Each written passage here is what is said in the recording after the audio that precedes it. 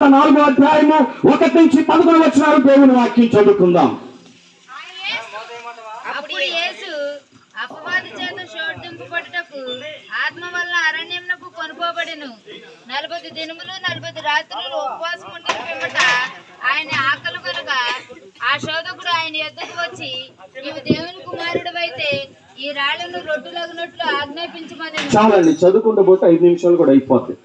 మనం జ్ఞాపకం చేసుకున్నట్లయితే ఈ రాత్రికాల సమయమందు ఈ ఉపవాస కూడికలో, ఈ ప్రాముఖ్యమైన కూడికలో పరిశుద్ధాత్మ దేవుడు మనతో మాట్లాడవలసిన అంశం ఏంటంటే, ఈ రోజు మన టైటిల్ ఏంటంటే, ఉపవాస ప్రార్థన ద్వారా శోధనను జయించేవారుగా ఉండాలి. వెనకాల చెప్పాలి, ఉపవాస ప్రార్థన ద్వారా శోధనను జయించేవారుగా ఉండాలి. అయ్యగారు ఏం చెప్పారు? టైటిల్ ఏంటి? మార్పు లేని జీవితం వ్యర్థం, మార్పు లేని జీవితం మృతం, మార్పు లేని జీవితము శూన్యము. దేవునికి స్తోత్రం. మన టైటిల్ ఏంటంటే, ఉపవాస ప్రార్థన ద్వారా శోధను జయించే వారిగా మనము ఉండాలి. అసలు నువ్వు ఎందుకుంటున్నావు ఉపవాసం? ఏ పొందుకోవాలని ఈ దీక్ష చేస్తా ఉన్నావు? ఒక్కసారి నీ హృదయాన్ని పరీక్షించుకో. నామకార్థముగా నీవు ఉంటున్నావా? ఏదో సంవత్సరం ప్రకారముగా మనము చేయాలని నువ్వు అనుకుంటున్నావా? ఒక తీర్మానం, ఒక ఒడంబడిక, ఒక నిబంధన నీలో ఉంటే మరలా ఉపవాస దీక్ష నువ్వు తీసుకోవు. రెండవసారి జ్ఞానస్థానం పొందుకుంటావు. దేవునికి స్తోత్రం. నమ్మిన అందరూ గట్టిగా చప్పుడు గట్టి ప్రియాదేవి బిడ్డలారా, ఈ ఉపవాసం గురించి నీకు తెలిసినట్లయితే మరలా ఈస్టర్ పండుగ మాస్టర్ గారు లేకపోతే ఫాదర్ గారు లేకపోతే పాస్టర్ గారు నేను మారు మనసు పొందుతానయ్యా, జ్ఞానస్థానం తీసుకుంటానయ్యా, బాప్తిసం తీసుకుంటానయ్యా అని ఇచ్చేదాకా వదిలిపెట్టావు. దేవునికి స్తోత్రం. హల్లెలూయా. అసలు ఉపవాసము ఏంటి నీకు తెలిసినట్లయితే, ఉపవాసం అంటే దేవునితో గడపటం, దేవుడు నీతో మాట్లాడటం. దేవునికి స్తోత్రం. నువ్వు ఉపవాసం ఉండి నీవు ఏది అడిగినా కానీ ఆకాశం అక్కడ ప్రతిసారమైన విస్తారమైన కృప ఆశీర్వాదాన్ని నీ ఎడల నా ఎడల మనందరి ఎడల సర్వేశ్వరుడు కుమ్మరింపచేయును గాక. గట్టిగా చెప్పండి, కుమ్మరింపచేయును గాక. మన జ్ఞాపకం చేసుకున్నట్లయితే ఉపవాస ప్రార్థన ద్వారా శోధన జయించేవారుగా మనము ఇక్కడ ఆ సర్వేశ్వరుడైన యేసు స్వామి గురించి మనము జ్ఞాపకం చేసుకుంటా ఉన్నాము. ఇంకెవరి గురించి అవసరం ప్రియాదేవి బిడ్డలారా. ఆ సర్వేశ్వరుడైన ఇదిగో తల్లి గర్భంలో పిండపోతిగా ఏర్పరిచిన దేవాతి దేవుడు, ఆ సర్వేశ్వరుడైన లోక రక్షకుడు, లోక కళ్యాణార్థమై తల్లి అయిన మరియ గారి గర్భమందు పరిశుద్ధుడిగా ఉద్భవించిన లోక రక్షకుడు, ఆయన పేరు నజరేయుడైన యేసు. అందరూ గట్టిగా తప్పులు గట్టి చెప్పున్నాము. పరిశుద్ధాత్మ దేవుడు సెలవిస్తా ఉన్నాడు, ఉపవాస ప్రార్థన ద్వారా నువ్వు శోధన జయించే వారిగా ఉండాలి. యేసుక్రీస్తు ప్రభువుల వారికి శోధన వచ్చిందండి. దేవునికి స్తోత్రం. ఏమండి, ఆ సృష్టికర్తకి శోధన రావటం ఏంటయ్యా? ఏమండి, నీవు దీక్ష పాల్గొంటున్న నీవు ఉపవాసం ఉంటున్న మనమందరము కూడా ఏమండి సర్వేశ్వరుడైన లోక రక్షకుడు, లోక కళ్యాణార్థము జరిగించిన యేసుక్రీస్తు ప్రభువుల వారికి, ఆ యేసు స్వామికి శోధన వచ్చింది. ప్రియాదేవి బిడ్డలారా, శోధన వచ్చిందని ఆయన బాధపడలేదు. ప్రియాదేవి బిడ్డలారా, ఆ శోధనను ఏ విధంగా ఎదుర్కోవాలనేది దానిని జయించాడు. దేవునికి స్తోత్రం. అది దేని ద్వారా? ఉపవాస ప్రార్థన ద్వారా. ఉపవాస ప్రార్థన ద్వారా.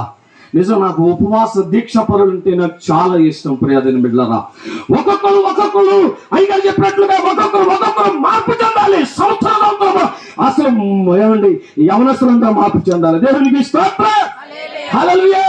ఏమండి, అసలు గుడి పట్టుబడిన ప్రియాదేవి బిడ్డలారా, ఏమండి అంత భక్తులు దేవుని సందులో ఉండి దేవుని ఆరాధించే వ్యక్తులుగా ఉండాలి. ప్రియాదేవి బిడ్డలారా, ఇందాక జపమాల చెప్పేటప్పుడు ఆ జపమాల అర్థం తెలిస్తే మనం ఎందుకు మనం మాట్లాడాలని చెప్పేసి మనం అనుకుంటాం సార్. ఏమండి, ఆ జపమాల దండలు మనం వేసుకుంటే ఉంటే ఆ దండలో ఏం చెప్తా ఉన్నాడు సర్వేశ్వరుడు, ఏమి తెలియజేస్తా ఉన్నాడు ఆ సర్వేశ్వరుడు. ఆ యొక్క ఏమండి మనం ఏంటి ఆ జపమాలను ఎందుకు చెప్పుకుంటా ఉన్నాం, దానిలో పరమాత్మ మనం తెలిసినట్లయితే మన బ్రతుకులు మార్పు చెందును గాక, మన బ్రతుకులు మార్పు చెందును గాక, మన నడవడిక మార్పు చెందును గాక, జ్ఞానస్థానము పొందును గాక, బాప్తిసం పొందును గాక. మూడు విషయాలు మనం గమనిద్దాం. మూడు శోధనలు ఇక్కడ మనం 3వ వచనాన్ని మనం చదువుకుందాం. ప్రియాదేవి బిడ్డలారా, ఈ రాళ్ళను రొట్టెలుగా ఏమండి రొట్టెలన్నట్లు ఆజ్ఞాపించమనెను. దేవునికి స్తోత్రం. మొదటి శోధన అపవాదం వచ్చి యేసుక్రీస్తు ప్రభువు వారిని యేసు స్వామిని అయ్యా ఈ రాళ్ళను రొట్టెలుగా నీవు ఆజ్ఞాపించు. మొదటి శోధన. ఉపవాసం ఉన్నప్పుడు మనకు శోధన వస్తాయి, బాధలు వస్తాయి.